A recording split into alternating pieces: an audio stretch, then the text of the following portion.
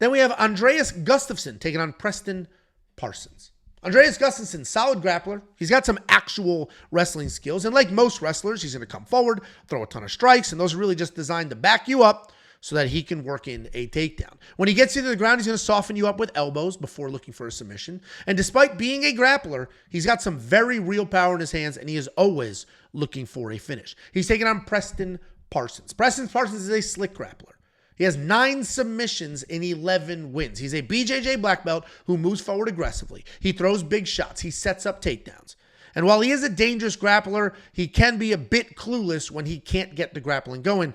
Historically, he is takedown or bust. But in his last fight against Oban Elliott, he managed to do both. He got the takedowns and he busted. I am actually struggling with what to do here. Preston Parsons is not very good when he cannot control the wrestling, and I don't think he can control the wrestling in this fight. So you can just stop the breakdown there and say, I'm going to pick Andreas.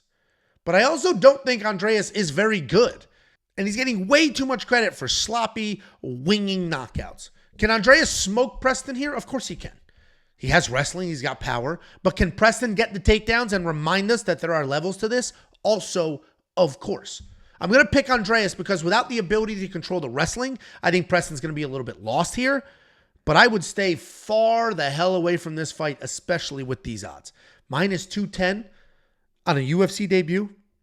Who throws punches from his hips? Why? Because he's got a neck tattoo and blood in his face in this picture. He's a badass. If he can't defend the takedowns, he's screwed. So I would be a little careful betting a 2-1 favorite in this situation.